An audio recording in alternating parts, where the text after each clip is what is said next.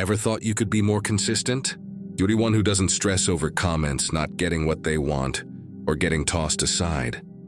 Have you ever dreamed of the day when you will finally stop feeling that silent pain, that anguish that eats you up inside, even when you pretend to be fine on the outside?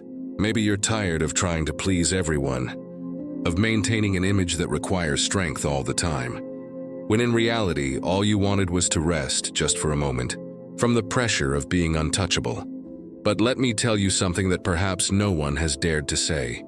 As long as you try to avoid pain, it will continue to control you. As long as you try to numb yourself, to protect yourself, to hide, you will remain a hostage to everything that happens around you. To the words that hurt you, to the actions that disappoint you, to the silences that kill you inside. And this is not weakness. This is the reality for most people. The difference is that some pretend better than others. Carl Jung, one of the greatest names in depth psychology, said that we are not what happens to us, but what we choose to become. And that's where the key lies. It's not about shielding yourself from the world. It's not about becoming cold, indifferent, or untouchable. It's about integrating. It's about bringing to light everything that currently affects you in the dark. Because true strength is not the absence of pain, but the full awareness of who you are, even when you are bleeding. If you've made it this far, it's not by chance. This video is for you who are tired of hurting yourself with everything and everyone. It's for you who feel that you are always at an emotional disadvantage, as if other people have a power over you that you don't understand. I want to show you that it doesn't have to be this way. But for that, you will have to face some truths that may hurt. And perhaps for the first time, this pain will set you free. Let's get started. You believe that what hurts you is out there, in the actions of others, in poorly chosen words, in the abandonments you have suffered, in the betrayals you did not expect. But the truth is brutal. None of this really has the power to hurt you, unless there is already an open wound inside you. What hurts you is not what others do to you. It is what these experiences activate within you. It is the story you tell yourself about it. It is the old trauma that has never been addressed. It is the emptiness you disguise with strength, with pride, with that desperate need to seem well-adjusted. Jung shows us that the pain we feel in the face of the external world is merely a reflection of what has not yet been integrated into our internal world. That is why some people can go through devastating situations and still maintain clarity, while others crumble in the face of a simple comment. It is not about what happens. It is about where it hits you. And here comes an uncomfortable truth. You still suffer so much because on some level, you believe you can control how the world should treat you. You are still trying to be good enough, smart enough, strong enough, understanding enough, as if that guarantees that no one will hurt you. But control is an illusion, and as long as you cling to it, you live in constant tension, trying to predict the unpredictable, trying to avoid the inevitable. Do you want to stop suffering? Then stop protecting yourself from suffering. What you need is not more control, but more awareness. As long as you believe that people need to change for you to stop feeling pain, you will remain enslaved by the actions of others. Your freedom begins the moment you understand that everything that comes from outside only has power if it finds an echo within you. And this is exactly where the true battlefield lies: the unconscious. What you do not see, do not understand, and do not master, masters you. And this is what we will explore in the next part. Get ready to dive one level deeper, because that is where true transformation begins.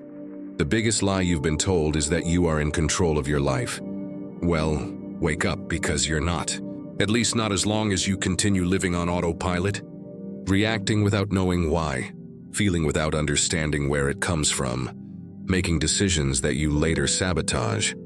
Carl Jung made this clear when he said, "Until you make the unconscious conscious, it will direct your life, and you will call it fate." And that is exactly what is happening to you right now. The pain you feel, the anger that explodes out of nowhere, the sadness that invades you without explanation.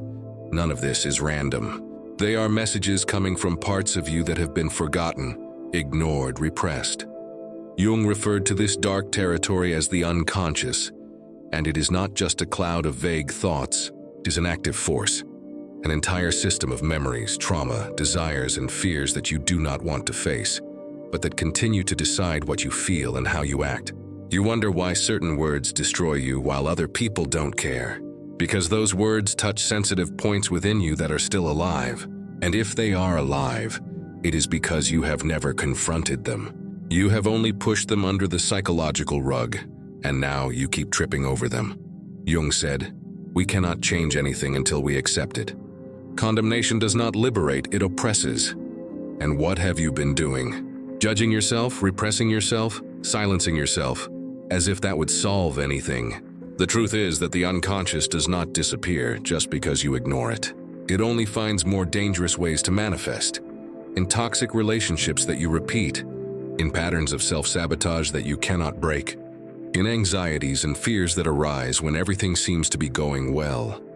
This is not bad luck. It is your unconscious trying to wake you up, but you insist on sleeping. Do you want to be someone who is no longer hurt? Then stop running away from what is inside you, because as long as you do not know your unconscious, you will be a puppet of your emotions. And the more you try to protect yourself from external pain, the more vulnerable you become to internal pain. But there is a way out, and it is not in defending yourself, it is in integrating yourself. Because becoming untouchable is not an act of resistance, it is an act of deep knowledge. This is what we will see next. What does it truly mean to be someone who is unshaken? And why does this strength not come from armor, but from acceptance? Let's continue. Most people believe that the only way to avoid getting hurt is by closing themselves off. They build walls, create masks, develop emotional armor, and pretend that nothing affects them. They say, "I don't care anymore, I couldn't care less, nothing gets to me." But inside, they continue to bleed. They keep corroding because the problem was never about feeling. The problem is not knowing what you are feeling and why. And this only happens to those who do not yet know themselves. Jung was precise when he stated, "Know all the theories, master all the techniques, but when touching a human soul, be just another human soul." And that human soul you insist on hiding behind a strong, invulnerable, controlled character, it is screaming to be seen. Becoming emotionally strong has nothing to do with being cold. It has nothing to do with ignoring pain, avoiding conflict, or pretending not to care. It has to do with integrating, with accepting, with bringing to light everything you have buried in the dark. You do not become untouchable by creating a barrier between yourself and the world. You become untouchable when you realize that no one can touch what has already been embraced within you. When you integrate your shadows, your fears, your flaws, your insecurities, you stop reacting to everything. You observe, you choose. You are no longer an emotional puppet, and that is true freedom. Jung called this individuation, the process of becoming who you really are. Not what others expect of you, not what you thought you should be to be accepted, but what emerges from within, from the meeting of light and shadow, between ego and unconscious. Individuation is not a process of perfection, Jung said, but of integration. You do not need to become a better person, you just need to become whole. And here is the secret that no one told you. The more you run from pain, the more it chases you. The more you try not to be affected, the more fragile you become. But when you face your own wounds, when you accept who you are with all that is beautiful and ugly, noble and shameful, nothing outside has the power to dismantle you. However, this path requires courage. Courage to look within, courage to abandon the masks, courage to feel, because it is precisely in pain that the key to transformation is hidden. And that is what we will discover in the next part. How suffering, far from being an enemy, can become the gateway to your true strength. Let's dive deeper, and this time, without fear. You learned to hate pain since you were little. You were taught that suffering is a sign of weakness, that crying is a waste of time, that feeling too much makes you vulnerable. And so you began to run, to avoid, to deny. But the more you flee from suffering, the more it chases you. And the worst part, it changes form. It disguises itself as anxiety, anger, apathy, boredom, self-destructive impulses that you don't even understand where they come from. Ignored pain does not disappear. It just digs tunnels inside you until one day, without warning, everything collapses. Jung saw suffering in a completely different way. He believed that pain was the messenger of the soul, the alarm of the unconscious, the language that the self, what you are in your entirety, uses to get your attention. He said, depression is like a lady in black. If she appears, don't push her away. Invite her to sit down, offer her a coffee, and listen to what she has to say. But you don't listen. You silence yourself, distract yourself, keep yourself busy, numb yourself. You do everything to avoid looking at what really matters. What is this pain trying to show you? The truth is that suffering only hurts so much because you are still at war with yourself. There is still a part of you wanting to grow, and another part wanting to keep everything as it is. There is something inside you that cries out for transformation, but your ego, accustomed to control, tries to suffocate that call. And it is in this friction that pain is born, because change hurts, growth hurts.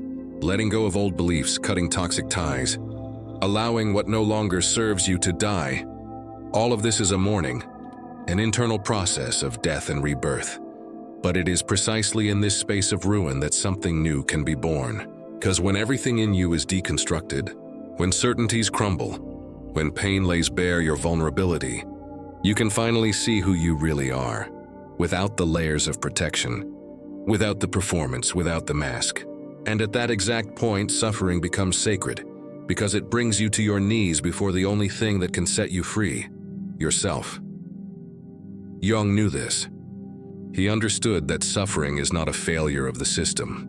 It is part of the process. Pain is not the end of the road. It is the beginning of the journey towards individuation. The problem is that most people give up before crossing that dark valley.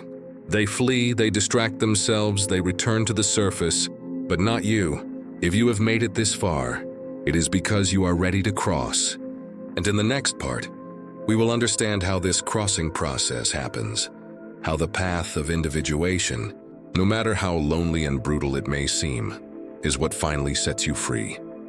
Let's continue. It's getting deeper now. Few people have the courage to begin the journey of individuation, and even fewer have the courage to complete it. Because this path does not promise comfort, does not offer guarantees, does not protect your ego, it destroys it. Jung referred to individuation as a process of becoming who you are, but this means, above all, unlearning what you think you are. And that hurts more than any external rejection, because you start to realize that much of what defined you until now was an illusion. You are not your achievements. You are not your traumas. You are not the image you constructed to be loved, respected, or admired. All of this was what you created to survive. But surviving is not living, and individuation is life's call beyond survival. It is when the unconscious begins to push everything that has been repressed, hidden, and distorted to the surface. Individuation requires the dissolution of the persona, Jung wrote, for it is merely a mask of collective convenience. In other words, you will need to tear off your own skin to discover what lies beneath. It is in this process that you begin to become untouchable, not because nothing affects you anymore, but because you have already gone through the fire. You have faced your monsters. You have looked into the eyes of your shame, your neediness, your anger, and said, I see you, and you no longer control me. It is this internal clarity, this lucidity in the face of your own darkness, that gives you a strength that does not depend on approval, recognition, or control. You no longer need to be loved by everyone. You no longer need to win every argument. You no longer need to appear strong because you know who you are, and no one can take that away from you. True emotional armor is not a shell, it is a core. It is the integration of all your parts into a center of consciousness that remains unshaken in the face of storms. You may feel pain, but it does not break you. You may be hurt, but you do not lose yourself, because you have stopped being reactive and have become whole. You have stopped living on the surface and have begun to inhabit the depths. However, this depth comes at a price: loneliness. Not because you will be alone, but because few people can accompany you on this journey. Most are still trapped on the surface in masks, in the fear of feeling. And when you begin to free yourself, you inevitably distance yourself. But this distancing is not rejection, it is maturation. You do not distance yourself out of pride. You distance yourself because you no longer fit where you once hid. And this brings us to the final point of this journey: consciousness as a shield. Because it is not strength that protects you, it is clarity. This is what we will discuss in the last part. Consciousness as the only state in which nothing, absolutely nothing, has more power over you. Let's finish this crossing together. We are almost there. Now that you've made it this far, there is something that needs to be said very clearly. Nothing, absolutely nothing, will shield you from external suffering if you remain unconscious of what happens within you. The words will continue to hurt. The rejections will continue to sting. The losses will keep bringing you down until you awaken. And awakening is not a magical event. It is a daily choice. It is looking within even when it hurts. It is taking responsibility for everything you feel, without blaming others, the past, or fate anymore. Carl Jung said, "What you resist persists. What you accept transforms." You have spent your whole life resisting. The fear of not being enough, the emptiness of rejection, the pain of loneliness, the anguish of not feeling seen. But what did you do with that? You hid, you silenced yourself. You tried to control everything. You tried to be perfect. You tried to be strong. And all of this has brought you here. Exhausted, tired of fighting against the world and against yourself. But now you know, true emotional immunity is not hardness, it is clarity. It is not about creating armor. It is about expanding your awareness. Because when you understand your triggers, your patterns, your wounds, the actions of others lose the power to destroy you. You still feel, but you don't drown. You still suffer, but you don't lose yourself. And that changes everything. What shields you is not protecting yourself from life. It is diving into it deeply. Those who live on the surface get hurt by any wave. Those who dive know that there is silence, stability, and power down below. And that is where you're headed. And when you start to live from that place of integration, presence, acceptance, the world may try to knock you down, but it no longer finds where to hit you. If this video touched you in some way, if something within you has awakened, write here in the comments, "I choose awareness." Let's start a movement of people who no longer want to survive by pretending to be strong, but to live with truth. Real transformation only begins when you don't stop at the first step. Don't forget to like and subscribe. See you in the next video.